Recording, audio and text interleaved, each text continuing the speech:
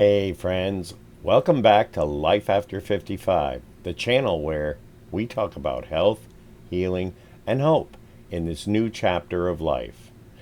Now let me ask you something. Have you ever had your blood pressure checked and been surprised by how high it was, even though you felt perfectly fine? Well, if that's ever happened to you, believe me, you're not alone.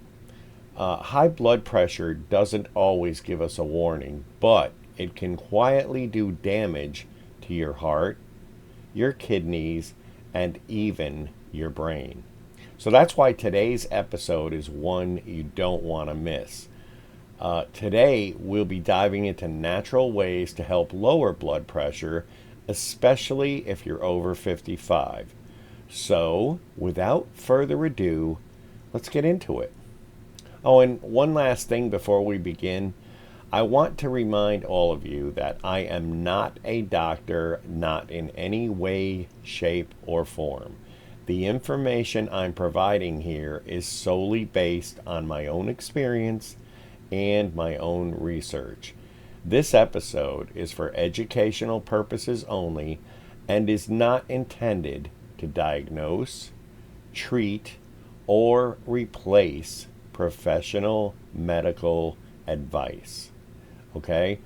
Always, always, always talk to your healthcare provider before starting any new remedy or supplement, especially if you're already taking blood pressure medication or if somebody younger is watching this and you're pregnant or breastfeeding.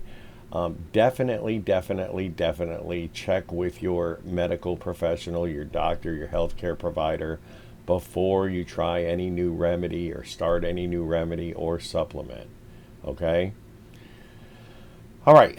So, in our last episode, we talked about brain fog and how it can be linked to stress, sleep, and even blood pressure. Today, we're going to look at high blood pressure, also known as hypertension, on its own, because it's such a common problem for those of us who are over 55. Now, I've seen firsthand how blood pressure can affect daily life, not just physically, but mentally and emotionally. And while medications can be helpful and sometimes necessary, there are also some natural God-given ways to support healthy blood pressure. So, let's start with the basics. All right, blood pressure is basically the force of blood pushing against your artery walls. When that pressure is too high for too long, it puts strain on your heart and on your blood vessels. You might hear doctors call it the silent killer because you can feel perfectly fine until a major issue shows up like a stroke, a heart attack. And there are a lot of common causes for high blood pressure, and some of the more common ones are too much salt in your diet. Another one is not enough potassium. Hang on, let me move the slide. All right, so again, too much salt. A lot of times we don't have enough potassium in our system. Stress and anxiety, that's a big one. I've noticed personally a lot of people in my life, including my mom and a lot of people I know now, they're always stressed out. They're high strung and I don't know for a fact if they do have high blood pressure. I know my mom did. And I suspect a lot of these people that I see that are high strung and stressed out, their blood pressure is probably high as well. So that to me is a big one. Again, I think life is much easier if you chill out for the most part. All right, another big one, and this one is for me especially lack of exercise. I live a pretty sedimentary lifestyle. I drive a ride share, and I have an office where I do bookkeeping. So it's not like I'm in the gym every day or anything like that. And I need to get out. I mean, yes, I do walk some, but I need to definitely walk more than I do. So I need to practice what I preach, essentially. Another cause is poor sleep. And sometimes just the fact that we're all getting older is also a contributing factor. Now, the good news is there are natural ways to ease the pressure. And let's take a look at a few of the things that can help. All right. One of the things pretty common that I'm sure everybody knows what garlic is. I'm assuming if you've made it to 55, you definitely know what garlic is. But it's not just for flavor. It's been shown to help relax blood vessels, and it helps to improve your circulation, believe it or not. It can slightly thin your blood and reduce pressure on your arteries. And that's basically how it helps. I mean, it's a lot more detailed than that, but we're not going to go into a dissertation on how all these things help you. I'm just going to cover the basics. Now, how to use it? Fresh is best. You can add raw garlic to salads, or you can try aged garlic supplements, I mean, if you're not a fan of the taste. Again, I have it as much as I can. One of my favorites is spinach with garlic in it. I have it with salads, and I don't mind the taste, and I know it can be overpowering if you use too much. And I'm sure there are a lot of people who don't like the taste, but there are garlic supplements if you're so inclined to not like the taste and want to, use the supplement. And again, I can't stress this enough. Before you try anything, make sure you check with your doctor or your medical professional. All right, next on the list is cardamom. Cardamom is it's a spice that's used a lot in Indian cooking. Excuse me. And studies suggest that it can help lower systolic and diastolic blood pressure over a period of time. It's not an overnight thing, but if you were to use it a lot more over time, it does help lower, as far as the studies I've seen, it does help lower your blood pressure. Here's an added benefit. In those studies that I did research, there's also some things that say it even helps with weight loss. So there's another, I guess, a lot of people are struggling with weight loss, and there's something that might help you there. Again, don't take it just for weight loss, and it's not a miracle pill or anything like that. All right. Now, how do you use it? By the way, cardamom is in a lot of things. It's in a few things. But anyways, you can try it as a tea. They do make a tea that you can find on Amazon, or I think I've seen it on Walmart. It might be Walmart online. But you can try it like a tea, or you can take the ground version that you find in your grocery store, and you can sprinkle that on oatmeal. You can put it in smoothies. There's a lot of ways you can use it, okay? Now, the next thing I want to talk about, I was having a senior moment, as I call it. No, I was distracted by something that just happened here. Anyhow, next on the list is basil. Okay, now again, if everybody knows what basil is, and this herb contains eugenol, which it's an oily substance that's found in it's found in a bunch of different things. It's in clove. It's a compound that can help relax blood vessels and improve your blood flow, which again, by improving your blood flow and relaxing your blood vessels, that opens them up some, and it helps lower your blood pressure. Okay? And you can add fresh basil to pasta. You can put it in soups. You can make basil tea. You can also grow it on your windowsill. It's pretty easy, actually, and so you wouldn't even have to buy it. All right. Next we have cinnamon. Yes, cinnamon, the all favorite of most people. I don't think I've ever met anybody that didn't like cinnamon. In moderation, of course. But cinnamon has been linked to lower fasting blood sugar and reduced blood pressure. Now, again, I'm sure I don't need to tell anybody this, but you can sprinkle a little on your coffee. You can put it on your toast. You can put it on oatmeal. You can put it on cereal. You can put it on a lot of things. You can also make cinnamon tea with just water and a cinnamon stick. All of those things help get the cinnamon into your. I'm already looking ahead at the at the ginger, but it helps get the cinnamon in your system. Now, next, like I just blew it, ginger helps improve circulation and it relaxes muscles around blood vessels. And I don't know if anybody's really been following along and watching every episode, but you might note a lot of these things. For example, ginger is good for a lot of things. It helps with inflammatory, with arthritis and things like that. And it also helps with your blood pressure. Now, you can grate fresh ginger into a tea, or you can stir fry it, or you can take it in a capsule form if that's your preference. All right, next we have thyme.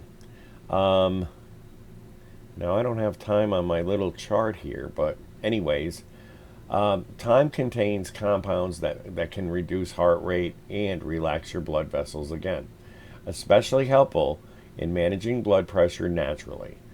Now, you can use that in cooking, and again, I'm sure, anybody who cooks knows this, but, it's good with chicken or roasted vegetables, or you can even steep it as a tea. And another one that we've touched on in the past is fish oil or omega-3 fatty acids, or a fish oil that has a lot of omega-3 fatty acids.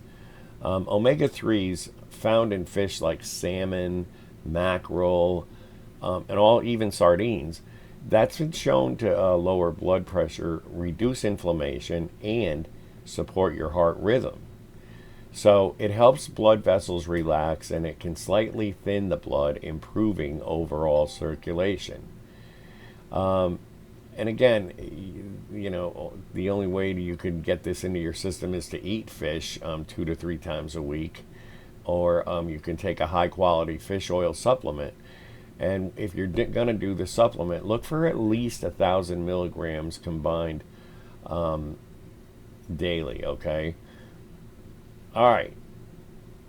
Now, natural herbs are powerful, but they work best when combined with real lifestyle change. And this is pretty important too.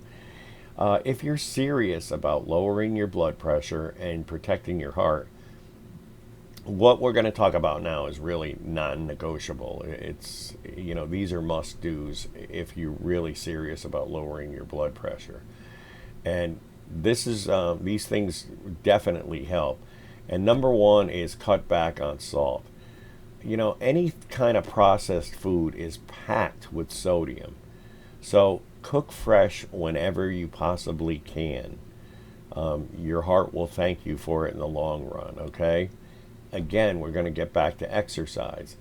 That's something I need to do more. Like I said earlier, I have a pretty sedimentary lifestyle. I sit in an office and I drive rideshare.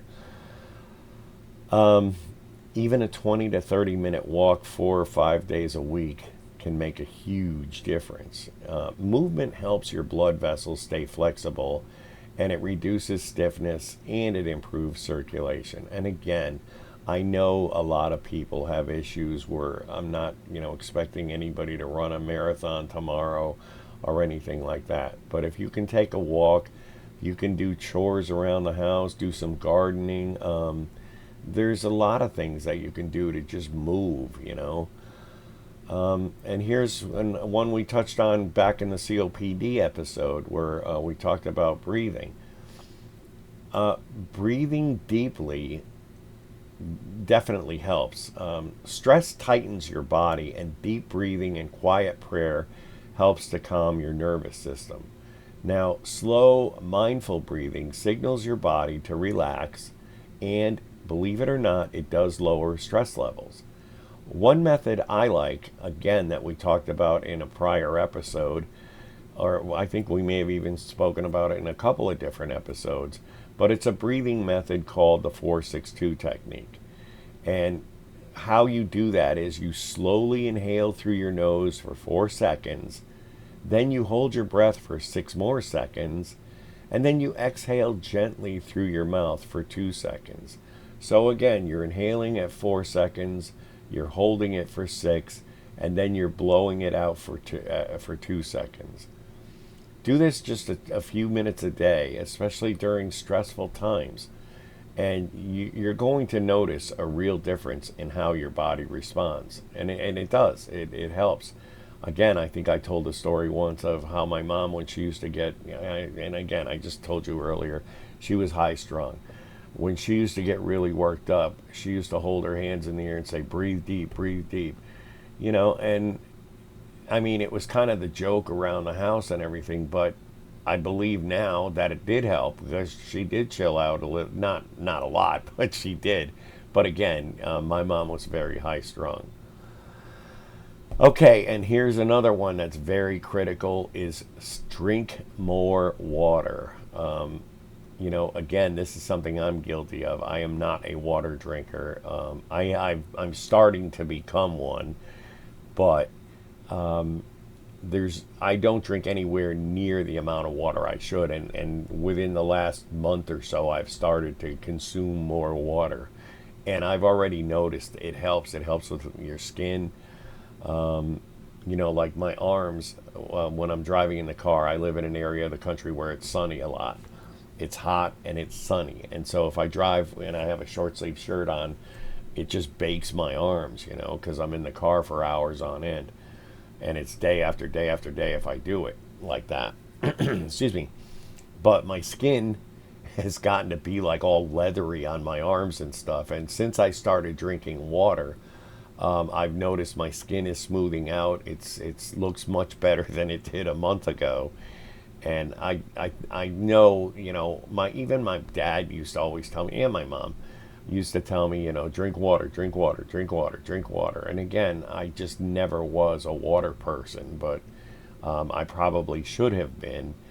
And now I'm trying to change that and become a water person. And within the last month, I've definitely started consuming more water, and I've made it a point to drink at least 4 cups, and I'm working my way up to 6 cups a day. So right now I'm up to about 4. But staying hydrated helps balance pressure inside your blood vessels. And then sleep. Sleep is another big one. If you're up half the night worrying about this, that, or whatever, it increases your risk of high blood pressure because, again, that's anxiety and stress, and those things are working against you. And when you think about it, laying there in bed thinking, and I know this is easier said than done, so don't crucify me for trying to preach something that is impossible to do. But when you're laying there in bed, or you're sitting in a chair, whatever you're doing, and you're sitting there worrying about this, that, or whatever, what is that worry really doing? Is it solving the problem? No. 9 times out of 10 it's not. And yes, I get it, you need to think about whatever the issue is and figure out a solution, but it shouldn't be all consuming. And again, I do know that there are circumstances here and there where, yes, it's a critical issue that needs to be dealt with immediately, and it is stressful and everything, and I get that. But beyond that, if you're worried about, how am I going to pay the water bill? How am I going to pay this bill? Or my kids are this, or whatever, the house needs to be painted or sided or whatever. Those things aren't really, life or death, and just sitting around worrying about it constantly, just, in my opinion, and again, like I said, I'm not a doctor, but it's just my opinion, and I'm not a psychiatrist or anything like that. It just seems to me, when you stress yourself out like that, you cause your blood pressure to rise. Here's a quick example. A couple years ago, I went to get an eye exam. Now, I got an eye exam before this every year, okay? And this one particular year, I went to a new place because I had moved. So I had to find a new eye doctor and everything. And when I went to get my eye exam, the first thing they did was put me in another room like they do at a regular doctor's office, where they weigh you and they take your blood pressure and your temperature and all that stuff. the eye doctor suddenly was doing kind of the same thing. And they put me on they put a blood pressure cuff on me, and I looked at the girl who was doing it, and I said, "What is this for?"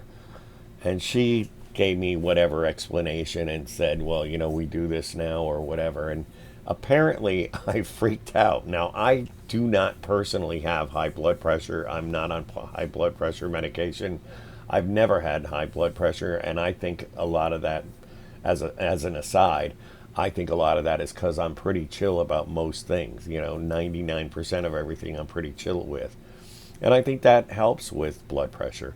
But anyways, getting back to my eye doctor story, the girl had the blood pressure thing on my arm, the cuff, and she was doing my blood pressure, and my blood pressure was through the roof.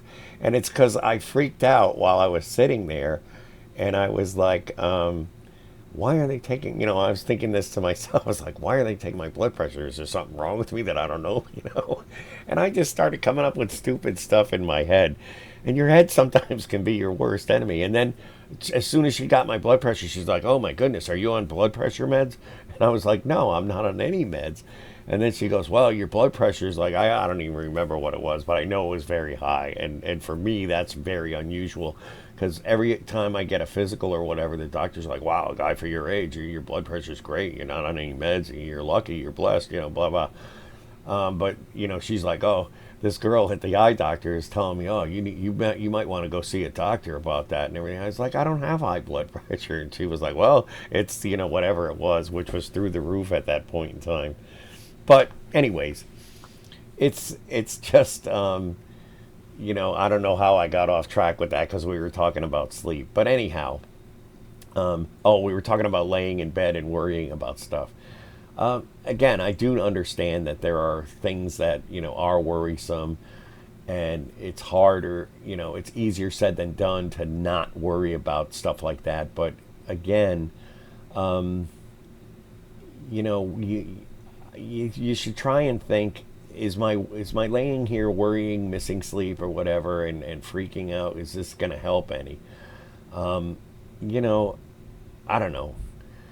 I don't mean to offend anybody by that. I'm just saying, to me, I think if you can, manage your stress without going off the deep end like I did at the eye doctors, I think your blood pressure would go down and your life would be better. And that's the whole point of all these videos, is I'm trying to help people have a better life, health-wise, without, big pharma. Again, another thing with me, as anybody who's watched these videos knows, I believe in God, and I think if you can manage your stress with faith, you're going to do a lot better. You weren't meant to carry every burden yourself. Lifestyle change isn't always easy, but it's worth it. Your body and your heart's going to thank you, and on top of that, your family is going to thank you. So while these lifestyle changes and natural remedies can go a long way, there's, in my world anyways, there's another kind of pressure we carry that no diet and no herb or supplement can fix. And that's the pressure in our hearts and in our minds. And again, me, if you've been watching any of these, this wouldn't be a Life After 55 video if I didn't include a Bible verse. And I'm not trying to do a Bible study or anything, but, stress, fear, and worry can weigh us down just as much as any physical condition can.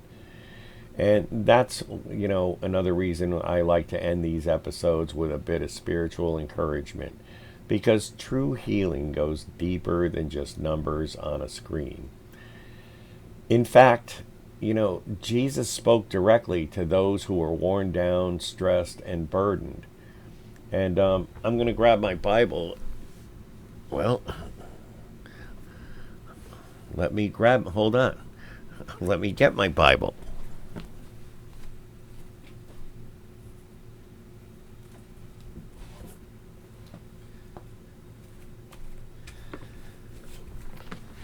I thought it was right here, but it turns out I brought it into my bedroom last night. So it was in there. But anyways, feel free to grab your Bible and read along with me if you'd like. The verse today is found in Matthew chapter 11. And, those of you who may be new to the Bible, if you are so inclined, Matthew is the first book in the New Testament. And we are going to chapter 11. Let me just get it here. Here we go. And we are going to verses 28 through 30. And again, my Bible is the King James Version, so I read from the King James Version. So again, if you'd like to turn to Matthew 11:28 through 30, you can read along with me. And the verse goes as follows. The verses go as follows. Come unto me, all ye that labor and are heavy laden, and I will give you rest. Take my yoke upon you, and learn of me, for I am meek and lowly in heart, and ye shall find rest unto your souls. For my yoke is easy, and my burden is light. Now, that's Jesus, basically telling us, listen, I got it all under control. Again, this is the man that just spoke to the raging sea and said, peace, be still, and the storm immediately stopped. It's nothing for him to help us. But again, I don't want to get into a big spiritual debate here, but I think a lot of people treat Jesus, religion, whatever you want, however you want to label that, as like Santa Claus. They live their life the way they live their life without honoring God, or even trying to. And then when they're in trouble, they turn to God and, oh Lord, help me. Oh Jesus, save me. And to me, it doesn't work that way. Yes, God loves us all. Yes, he wants to help us all. But if you're more inclined to follow Satan or whatever, I don't see where, personally, where Jesus is going to come to your rescue every time you call him. Again, if you're living a pretty decent life, whatever that may be, and, you're not out carousing or sleeping with 1,000 people of the opposite sex or whatever, I don't know. Like I said, I don't want to turn this into a religious thing, but I just think, when you read that verse where he says his yoke, what is a yoke? Well, back in biblical times, a lot of things were done, by ox or oxen, before the tractor replaced them or the horse replaced them. But they put that wooden thing around, the two oxes, and they put the wooden thing around to keep them together. And that wooden thing, I'm sure, was pretty heavy. And, that, he just says his burden is light. Take my, I can take your yoke and help you. So, I don't know. I just think, like I said, I don't know how to finish that without, going into a sermon about it. And maybe someday I'll do a religious channel or something and do sermons or whatever. But anyways, okay, so let's just say, Jesus can help. He can help comfort you. He can heal you. He raised Lazarus from the dead. How many people in the Bible, in the short time that he was in the Bible, did he heal from leprosy, from, all kinds of things? Crippled people, blind people. And all he had to do was either touch them or speak to them, and that was it. And they were, they were healed. They were good as new, if not better. But anyhow, enough of that. So let's move on and close this out. If high blood pressure has you feeling anxious or overwhelmed, lay it down at the feet of the one who gives real peace. True healing starts in the heart. All right, so let's move along and end this so that I don't get any enemies for what I just said. So thank you so much for watching today's episode, and I do hope that you found something helpful and encouraging, whether it was a new remedy, a lifestyle tip, or just the reminder that you're not alone on this journey. There's many, many, many, many of us who are in the same place that you are or have been. And again, I'm trying to, I'm doing these videos in the hopes of helping somebody out there. And remember, too, that, we are building a community here where we can try and help by uplifting and encouraging each other. If you haven't already, please take a second to like the videos, share it with somebody you care about. You could be helping somebody by sharing, just the simple act of sharing this video. Subscribe to the channel. And don't forget to click the bell so that you'd be notified whenever I drop a new episode. I try to get an episode out every week, usually on Wednesday or Thursday. But if you subscribe and click on that bell, you'll be notified as soon as the episode goes live here. Okay? It also helps with the algorithm, which gets the videos in front of more people who might be helped by it. So again, just by doing the simple thing of liking, sharing, commenting, those all help the algorithm, and you never know who you might be helping, because the more the algorithm sees the videos are being watched, it puts it out in front of more people. And there may be somebody who's in worse condition or shape than you are, or that I am, or whatever, and it could help them. So let's try and keep that in mind, and let's remember to encourage each other. I'd also love to hear from you in the comments. Tell me about your experiences. Give me your questions, or even just say hello. And as always, if you have a prayer request or need help finding more information on anything that we've covered today or in any other episode, feel free to email me at lifeafter55channel@gmail.com. All right. Now, excuse me. Make sure you join me for episode 9 next week. This episode today was obviously episode 8.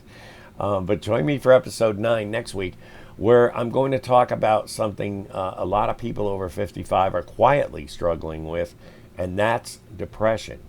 So we're going to explore natural ways to lift that fog, to find hope, and to reconnect with your purpose. Okay? So if that's something you're going through, or somebody you know is going through it, you're not going to want to miss that episode. Until then, that's about it, I guess. I don't think I missed anything. Until then, take care of your body, calm your heart, okay, and keep trusting the one who gives the true rest. Lord willing, I'll see you guys again next week. And again, thank you for watching. Bye-bye.